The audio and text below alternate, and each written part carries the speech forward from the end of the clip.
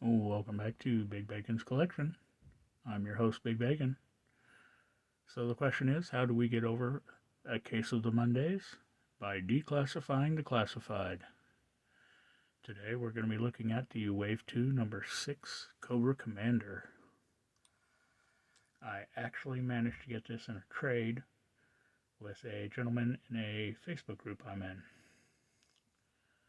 So, as always, we're going to look at the accessories, we're going to look at the figure, we're going to check the articulation, and then he's going to go up on the shelf.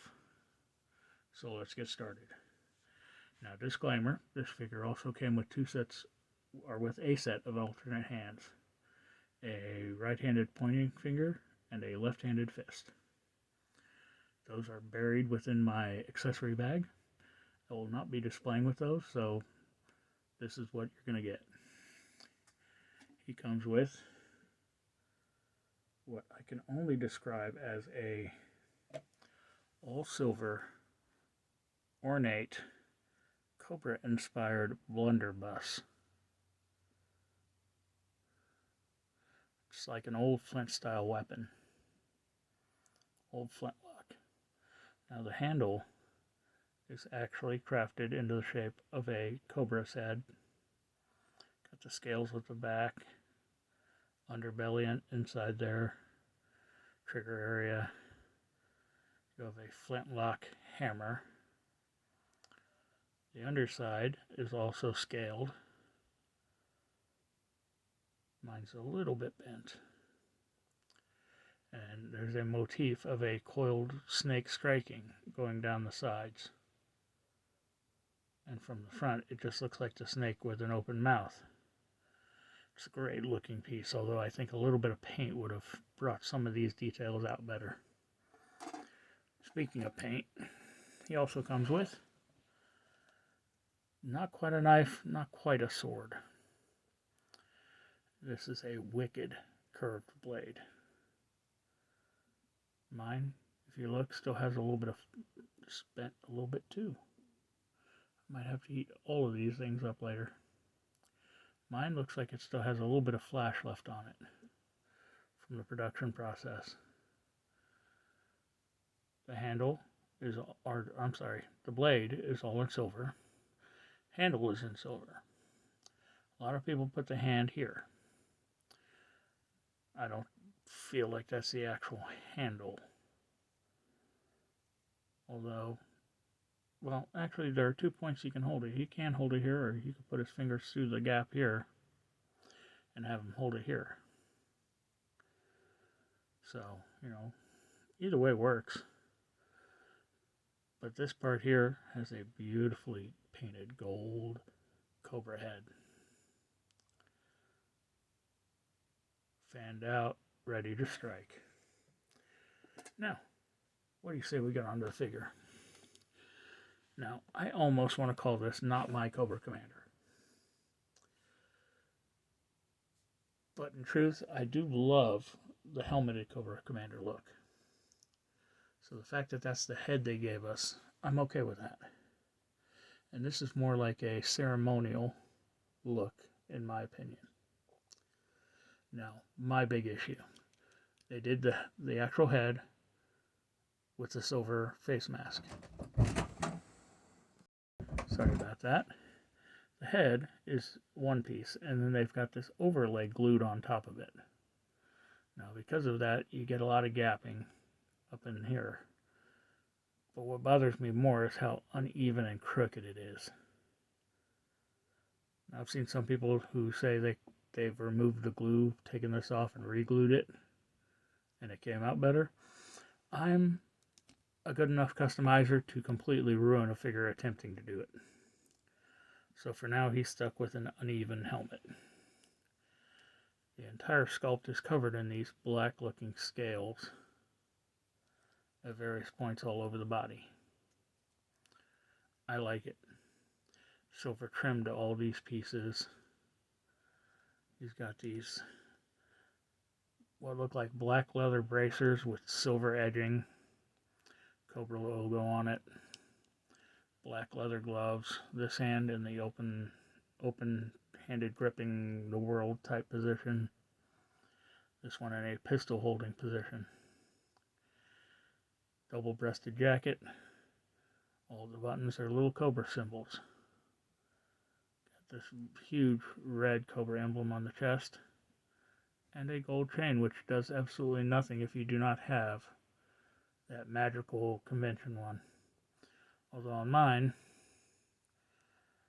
there's a lot of paint over down on that piece there. You can, or not paint, glue. So yeah, that's highly visible. So yeah, this is a separate piece, not sculpted in. The double-breasted jacket comes down into a tails in the back, which kind of looks like a snake's forked tongue. That's kind of cool. The pants are those like a field commander ceremonial dress pants. It's got the red scaling on the side instead of the black. The boots are black leather, knee-high, with the old-fashioned horse riding toe armor, also done in black. I might go over that and dry brush a little bit of silver on that. Just, I don't know, with this being a dress uniform, the clean look, I guess, would work. Now this piece here is an overlay, a separate piece, and it's just several belts wrapping around in various ways. Comes up to a gold Cobra emblem, a silver piece of armor that looks like what's on the toe of his boot. Got some gold scale chain hang down, and then a half cape in the back. Very soft, very maneuverable. The belt also extends down on two chains to a sheath, also with the black scaling on it. Articulation wise, the head is on a ball joint on top of a hinge, and you can actually see the hinge up in there. So looking up, you get some up, but the back of the helmet stops it from going any further. Going down, you get some grade down, get some tilt, and easy rotation. Arm hinges up to 90, and even with the shoulder piece, you can still get it all the way around. It's a soft enough rubbery plastic that it moves. There is a butterfly joint in there. Bicep cut. Although when you do rotate the bicep, it breaks that paint detail. Double jointed elbow gets great motion. And that's why I have this hand on here. Hands. This hand has a horizontal hinge and rotates. This hand has a vertical hinge and rotates. There is a torso cut, or I'm sorry, an ab crunch. For some reason mine will not go forward. I don't know if it's just frozen that way, but it will go back. When it goes back, you get this unsightly bulge. Nobody likes an unsightly bulge, especially in public. Drop down hip. I said drop down hip. Okay, yeah, they work. They're just really stubborn. Allows the leg to come forward this far. It only comes out that far because of the overhang. Get some good back to it though. Mid-thigh cut, but once again, breaking the paint detail. Double jointed knee. To quote Robo from the Fush, he's kicking his own ass. Boot cut hidden underneath the boot itself. Foot hinges forward that far. Back that far. Forward facing pin for rocker. So let's get him into position to be displayed.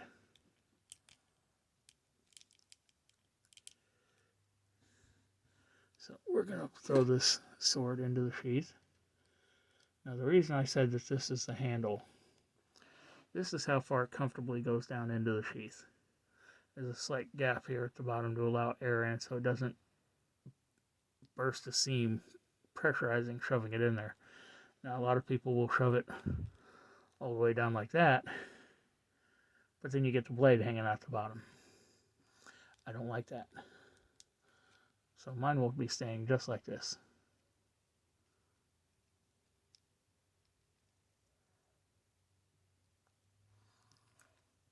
Okay.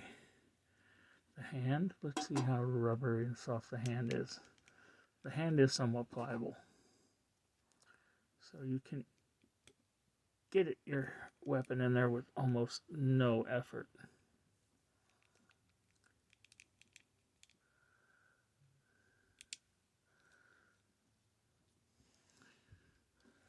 Get him on a stand. Ringside Collectibles. You want more details on him? Go watch Kyle Peterson. He actually has a promo code that will get you a discount. He's also a great content creator, makes amazing videos, so feel free to go give him a look. And there we have it, the G.I. Joe Classified Cobra Commander. So let's get him up on the shelf.